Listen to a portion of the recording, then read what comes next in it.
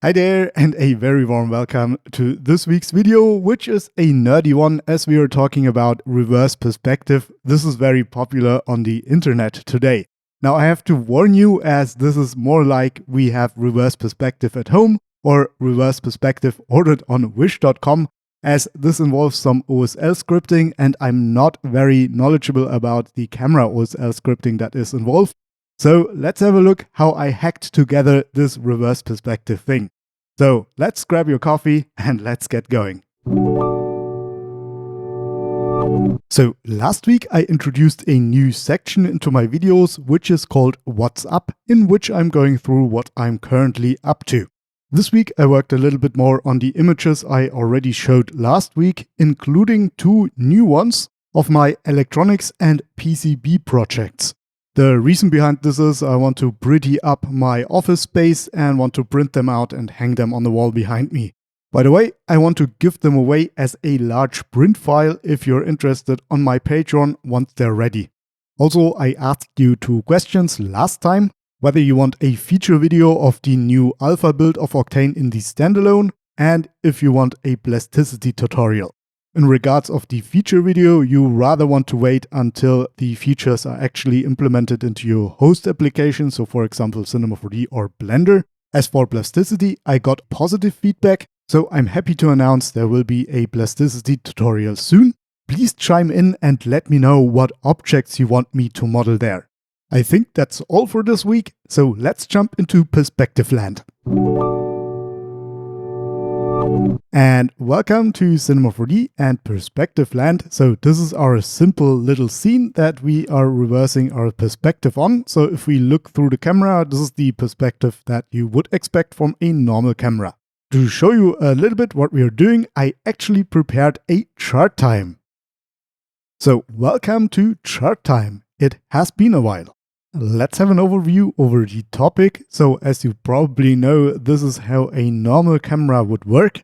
We basically have a field of view in which the rays are going to be shot and therefore gather information of the scene and bring it back to the sensor. Of course, as the name implies, reverse perspective is reversing this effect, so putting it on its head, if you will. What we need here is a very large area to shoot our rays from, and instead of spreading them, we are converging them to a single point in space we define. Let's have a look in Cinema 4D how this actually looks. Seeing reverse perspective for the first time is a little bit strange, so let's walk our way through there slowly. Here we are starting with a normal camera perspective. You can follow those lines here and make out a vanishing point, just as expected from perspective. Now if I move my playhead, you can see those lines get more and more parallel. And as I'm nearing frame 50, those are completely parallel, making it a orthogonal or parallel perspective. In terms of perspective, this is usually where 3D programs stop. There's no need for going further than parallel.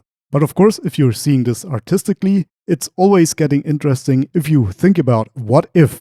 And in this case, it is what happens if we go beyond parallel perspective. So if I move the playhead further, you can see it looks like another perspective again. So the vanishing point is now on the other side, and the objects in front seem smaller, but they still hide the objects behind them. This is a very strange world with very strange effects that you're not used to, but it's a very cool exploration. So let's get started and make this effect happen.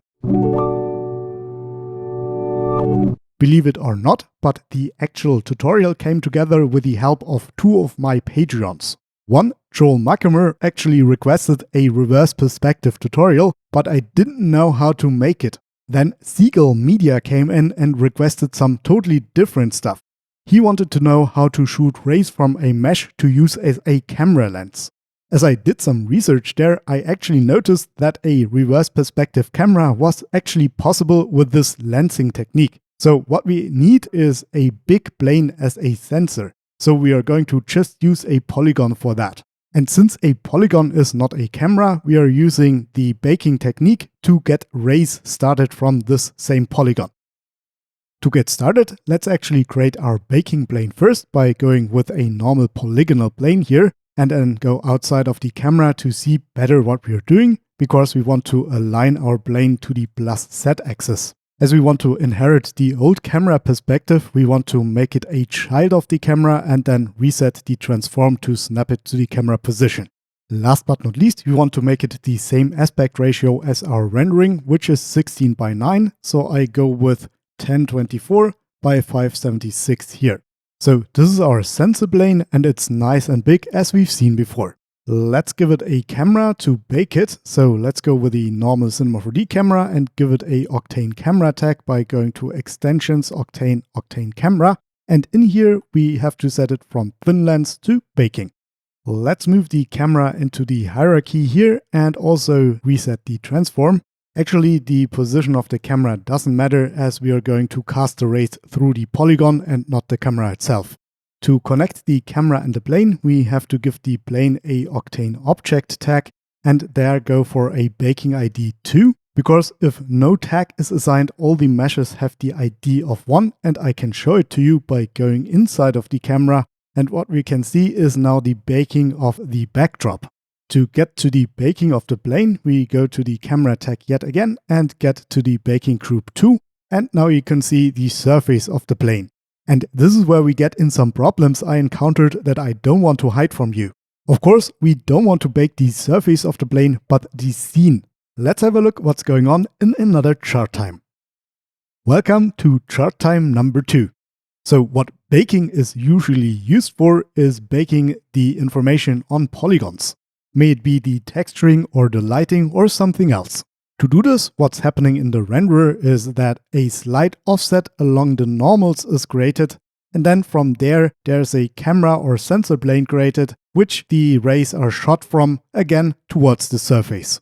This gives us what's going on the surface, but what we actually want to do is use the surface as the sensor plane and shoot rays into the scene. So basically the reverse ray direction. To reverse the rays, there are two methods I could think of at least. One of them is rather primitive, so what we can do is make the surface a mirror, so all the rays that are shot against the surface will reflect and then show the scene. Now, since we have a straight plane, we have a parallel perspective again, as you can see here. Now it's on its head, so let's turn around the plane 180 degrees. Here we go. Now, before we explore option 2, let's actually have a look what makes option 1 less usable. If you watch closely, you can see side effects of our camera plane in the scene, mainly the shadow here. Also, if you watch closely, you can see it's flipped on the y-axis compared to our original scene. We take care of this later. Now, getting rid of the shadow is actually as easy as going to the tag here and turning off the shadow visibility. But the rest of the plane is still visible in the scene, and I can demonstrate it to you by going to a sphere. And you can see we have a plane here in the reflection. Getting rid of the plane completely is almost impossible, mainly because we are using its reflection to trace rays through the scene. So of course turning it off would not work because we don't have rays to trace anymore.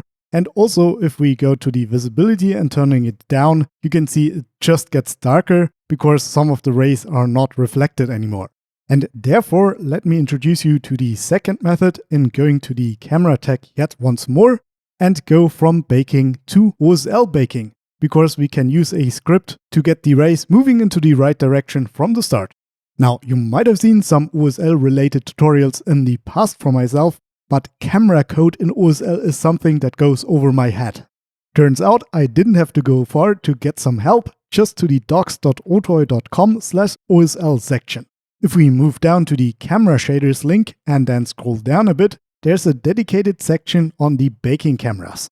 And the best part is, if we look at this paragraph, if we omit the last line, we can make our baking shader a lens shader for our geometry.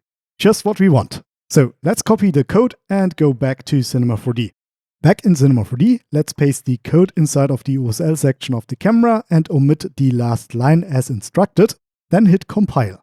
Now, seemingly not a lot has happened, but as we can see, if we delete the metal material, the image still persists, which tells us that we are shooting the rays now in the right direction from the start.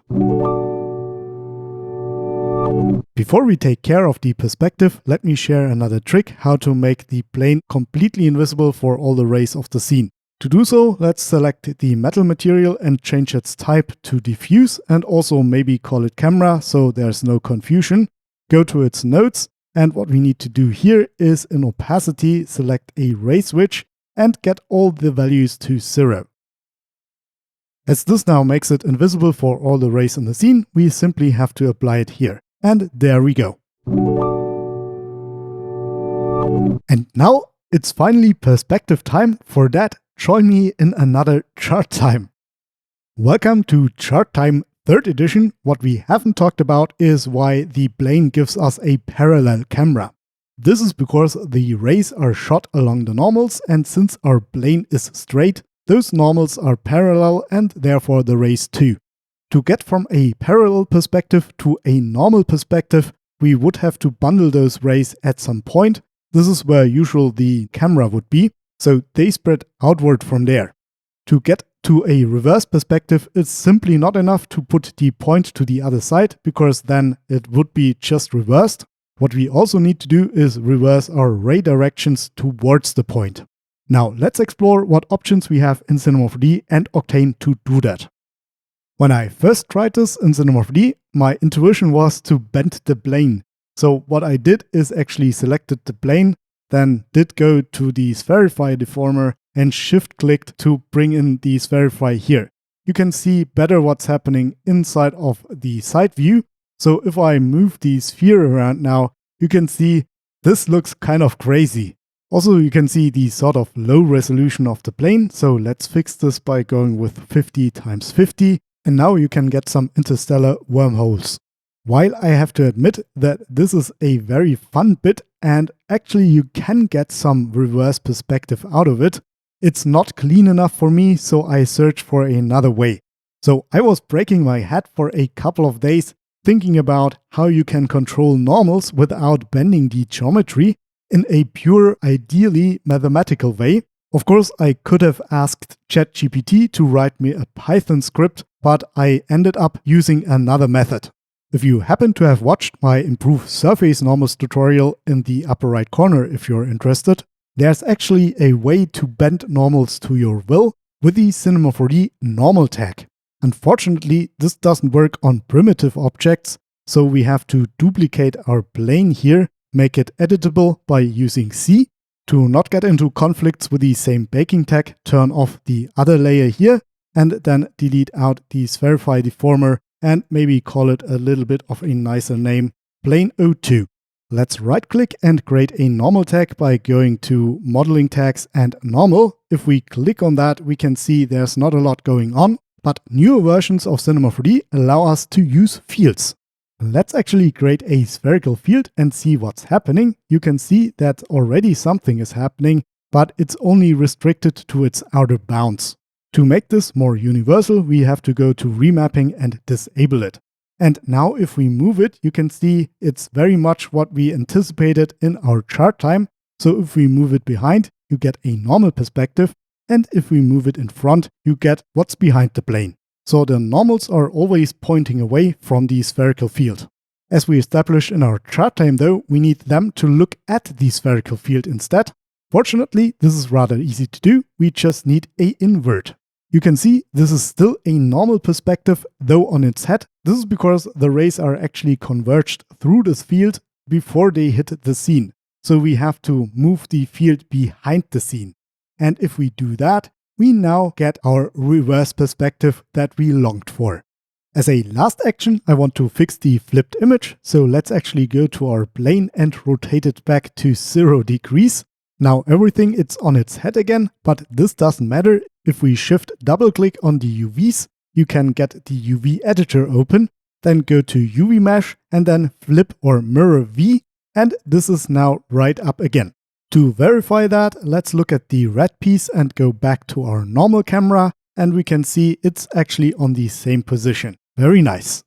As this video is coming to an end, I want to leave you with a small bonus showing how I did the transition from a normal perspective to a reverse perspective in the beginning of this video. Fortunately, this is not a big deal, very easy to do. So first of all, we need to duplicate our spherical field, then go to the normal tag and bring it in as a topmost layer. To get the perspective, we need to bring it on the other side of the plane, so maybe minus 3000 here. And you can see we now have a normal perspective. To get the transition, we go to the normal tag again and simply change the transparency and therefore mix between both of them. Very nice. And this is it. I hope you liked it. At least it has some great potential for creativity and some really odd camera effects. If you do something with it, I would love to see it. Also, disclaimer, as I acknowledged in the beginning, there are much better ways to do this. You can do this all OSL camera without using baking at all. I'm just not capable of doing this with my current knowledge. Oh yeah, and if there's someone capable out there, I would love to get depth of field working, because this is some of the limitation using the baking camera right now. I think this is all set. Have fun playing around. Let's thank those people who made this video possible. Again, of course, my Patreons. Especially my €50 tier subscribers, Shields Augustinen and Leon Studio TV. Also, of course, a huge thank you for my €15 tier subscribers, Doijim.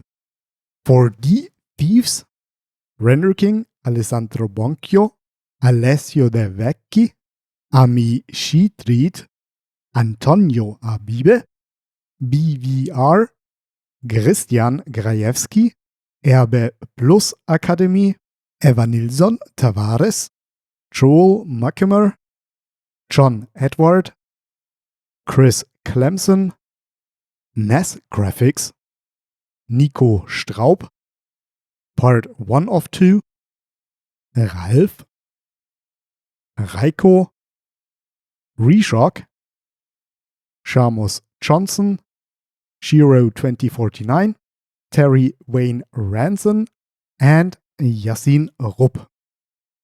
Hello and welcome to the after show. Thank you for being there and watching this till the end. So this was a longer video again with a chart time. Hopefully you liked this. And also, as I said before, I hope you like to play around with the new techniques. Maybe it helps you to be creative and get out something funky. It would be really cool to learn all those camera techniques in the OSL realm, because it would be even cooler to get reverse perspective with, for example, motion blur and also depth of field. If you know a good resource, let me know in the comments down below. Also, if you want to show your support, let's post a reverse button in the comments down below. And with this, I wish you the best start into the week. If you're watching this later, a fantastic time. And I say, keep stuff in perspective. Bye.